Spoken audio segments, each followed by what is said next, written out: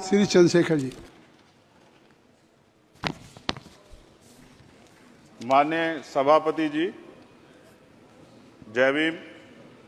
महामहिम राष्ट्रपति जी के अभिभाषण पर धन्यवाद प्रस्ताव पर बोलने को आपने मुझे अवसर दिया, इसके लिए मैं आपका आभारी हूं। सभापति महोदय, सर्वप्रथम मैं बहुजन समाज में जन्मे सभी संतों, गुरुओं, महान पुरुषों को नमन करता हूं, जिनमें महात्मा ज्योतिबा फूले, डॉक्टर बाबा साहब अम्बेडकर और मान्यवर काशीराम साहब को मैं याद भी करता हूं आज के दिन पर। साथ साथ नगीना की महान जनता और भीम आर्मी और हमारी पार्टी आज़ाद समाज पार्टी काशीराम के साथियों का भी धन्यवाद करता हूं। इसके बाद अपने कुल गुरु जगत गुरु सदगुरु रविदास जी महाराज को भी मैं नमन करता हूं, जिन्होंने दुनिया को लगभग 600 साल पहले बेगमपुरा शहर के रूप में दुनिया का सबसे महान लोकतांत्रिक दर्शन दिया। अध्यक्ष महोदय, माननीय सभापति जी, 14 अगस्त 1947 को ये देश अंग्रेजों के अधीन था। 15 अगस्त 1947 को हम लोग आज़ाद हुए। 16 अगस्त 1947 को देश आज़ादी में था, लेकिन धन धरती राजपाट में बंटवारा नहीं हुआ। जो साधन संसाधन थे उनमें बंटवारा सही रूप से न होने के कारण एक बहुत बड़ी आबादी सुविधाओं से वंचित और सम्मान से वंचित रह गई। उनको सम्मान देने के लिए और अंतिम व्यक्ति तक सुविधाएं पहुंचे, इसके लिए लोकतंत्र की व्यवस्था हुई। लेकिन आज़ादी के 70 साल बाद भी हम कहाँ खड़े हैं, इस पर ये चिंता का विषय है। मैं मानता हूं कि सामाजिक न्याय तभी होगा माननीय सभापति जी, जब जातीय जनगणना पूरी होगी और जातीय जनगणना कराई जाएगी और साथ साथ संख्या के आधार पर आरक्षण जो है वंचित वर्गों का बढ़ाया जाएगा। उसके साथ साथ जब राष्ट्रपति जी अभिभाषण पर बात रख रही थी तो उन्होंने शहरी और ग्रामीण क्षेत्रों के विकास की बात कही और ये भी कहा कि दुनिया में सबसे उत्तम शहर हमारे यहाँ बने। लेकिन माननीय सभापति जी, 70% आबादी तो गांव में निवास करती है, तो गांव की आबादी के बारे में भी सोचना होगा कि उनका जीवन कैसे बदले। माननीय सभापति जी, उच्च शैक्षणिक संस्थानों में बहुजन समाज के जो छात्र हैं उनके साथ कास्ट एट्रोसिटी हो रही है, निरंतर उनकी हत्या हो रही है। साथ साथ जो सरकारी कर्मचारी हैं दफ्तरों में, उनके साथ भी जो SC ST OBC और मुस्लिम और अन्य धार्मिक अल्पसंख्यक है, उनके साथ भी माननीय सभापति जी जातिगत और धार्मिक जो है शोषण किया जा रहा है। इसलिए मेरी मांग भी है कि पुरानी पेंशन को भी अध्यक्ष जी बहाल किया जाए। जो कर्मचारी देश की सेवा में लगे हैं उनका भी सम्मान होना चाहिए। साथ साथ सभापति जी, भाजपा ने चुनावी लाभ के लिए सबका साथ सबका विकास के नारे दिए जो खोखले हैं, क्योंकि 10 साल में दलित, पिछड़े, आदिवासी, मुस्लिम और अन्य धार्मिक अल्पसंख्यक जो अत्याचार हुए हैं वो किससे छिपे हुए नहीं हैं। ये गलत है, ये बंद होना चाहिए। सभापति महोदय जी, महामहिम राष्ट्रपति जी के अभिभाषण में निजी क्षेत्रों में SC ST OBC को रिजर्वेशन देने का कोई उल्लेख नहीं हुआ है, जो कि आज चर्चा का विषय, क्योंकि 98% प्राइवेट सेक्टर है, 2% सरकारी सेक्टर है, तो 98% प्राइवेट सेक्टर में भी हमारी हिस्सेदारी की बात होनी चाहिए। माननीय सभापति जी, आशा कार्यकर्ताओं, आंगनबाड़ी वर्करों, भोजन माताओं के वेतन वृद्धि पे भी कोई उल्लेख नहीं हुआ है, वो भी अभी नंगे, उन पर भी सोचना पड़ेगा। माननीय सभापति जी, जिस क्षेत्र से मैं चुन के आऊं नगीना से, वो बहुत पिछड़ा क्षेत्र है। उस क्षेत्र में कोई विशेष आर्थिक पैकेज नहीं दिया गया, रोजगार की सेवाएं नहीं है, नौजवान पलायन करता है। IIT, IIM, एम्स, केंद्रीय विद्यालय आदि शिक्षा में और चिकित्सा संस्थानों की स्थापना होनी चाहिए, जो कि नहीं है। और माननीय सभापति जी, मानसून सत्र आ गया है, मेरा क्षेत्र बाढ़ से बहुत प्रभावित है, इसलिए मैं आपसे आग्रह करूंगा कि वहां के लोगों को बाढ़ से निजात दिलाई जाए।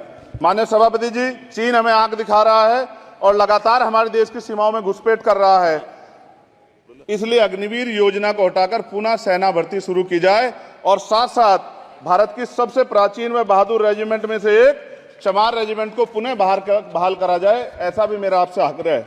माननीय सभापति जी, पिछले सारे प्रधानमंत्रियों ने मिलकर जितना कर्ज लिया है उससे दुगना कर्ज हमारे वर्तमान के प्रधानमंत्री जी ने लिया है। किसान अगर अपना कर्ज माफ कराने के लिए जाता है तो लाठी झेलनी पड़ती है, जबकि सरकार ने धन्ना सेठों का 15 लाख करोड़ रुपए माफ किया है। इस ओर हमें ध्यान देना पड़ेगा, हमारी आने वाली पीढ़ियों को ये कर्ज चुकाना पड़ेगा। माननीय सभापति महोदय जी, किसानों को MSP की लीगल गारंटी तथा किसानों का कर्ज माफ होना चाहिए। साथ साथ 2 अप्रैल 2018 को SC ST के बच्चों पे बहुत बड़े पैमाने पे मुकदमे लगे थे, वो हमारी लड़ाई सही थी, ये सुप्रीम कोर्ट ने माना और बाद में सरकार ने माना, वो मुकदमे तुरंत वापिस होने चाहिए। माननीय सभापति जी, प्रेस जो है उस पर भी शिकंजा कसा जा रहा है। जो पत्रकार सरकार के खिलाफ बोलता है, नौकरी से हाथ धोना पड़ता है। और सोशल मीडिया हमारा हथियार है। उस पर तरह तरह के प्रतिबंध लगाए जा रहे हैं और विरोध करने वालों को सोशल मीडिया हैंडल भी सस्पेंड करा दिए जा रहे हैं। साथ साथ सभापति जी, पेपर लीक और परीक्षाओं के कैंसिल होने से देश के नौजवानों का भविष्य खतरे में है। नीट, यूपी सिपाही भर्ती सभापति जी और 69,000 शिक्षक भर्ती में आरक्षण घोटाला हुआ है, कोई पूछने वाला नहीं, खून के आंसू रो रहे हैं बच्चे, बेरोजगारी का दंश युवा झेल रहे हैं। इसलिए मेरा आग्रह है कि युवाओं के लिए कृपया समाप्त करें। चर्चा माननीय सभापति जी, मैं पहली बार बोल रहा हूं, आप कहेंगे मैं बैठ जाऊंगा, मैं आपकी बात, मैं संवैधानिक मर्यादा का पालन करूंगा, मगर हम तो माननीय सभापति जी सुन ही रहे हैं। आप बोलिए, 1 मिनट। धन्यवाद। 1 मिनट और बोलिए। अध्यक्ष सभापति जी, नारी सम्मान की बात करने वाली सरकार, हमने मणिपुर देखा सर, हमने पहलवान बेटियों का हर्ष देखा सर, और हमने सर हाथरस की बेटी का हर्ष देखा सर, और हाथरस के परिवार को जो वादा किया था सरकार ने वो भी पूरा नहीं किया। और महिलाओं में भी, स्पेशली दलित, पिछड़े और मुस्लिम वर्ग की, आदिवासी वर्ग की महिलाओं के साथ आज भी एनसीआरबी का डाटा कहता है सर जो जुल्म हो रहा है वो सहनीय नहीं है सर। साथ साथ कोविड में तैरती, हमने कोविड में बहुत सुना सर, कोविड में तैरती लाशें भी गंगा में हमने देखी है सर, और मजदूरों का हाल भी हमने देखा है। सभापति जी, बस सब समाप्त कर रहा हूं। नोटबंदी पे छोटे मजले उद्योग की जो कमर टूटी वो भी हमने देखी है। सभापति जी, शैक्षणिक संस्थानों, विश्वविद्यालयों में, चिकित्सा संस्थानों में ओबीसी एसटी के योग्य अभ्यर्थी को एनएफएस करके जिस तरह निकाला जा रहा है, लेटरल एंट्री करके जिस तरह हमारे रास्ते बंद किए जा रहे, ये भी हम देख रहे हैं सभापति जी।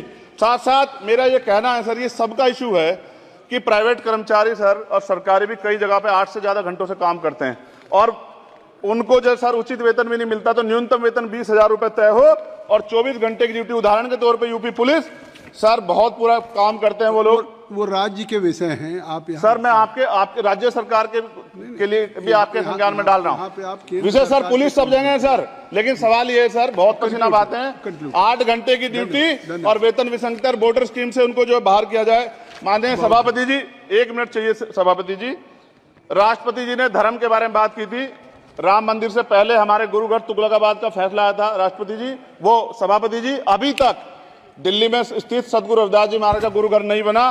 साथ साथ सभापति जी, अपनी बात को खत्म करते हुए मैं आपसे कहना चाहता हूं कि जितना देश दूसरों का है सर, इतना हमारा भी है।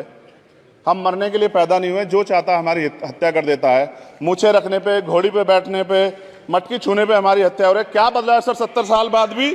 दलित, पिछड़े, मुसलमानों पे हिंसा नहीं रुक रही है सर। मेरा आपसे संरक्षण के साथ ये आग्रह है कि इन घटनाओं को रोका जाए और देश किसी की बपोती नहीं है, देश संविधान से चलता है सर और संविधान से चलेगा, संविधान छेड़खानी बर्दाश्त नहीं की जाएगी सर। धन्यवाद।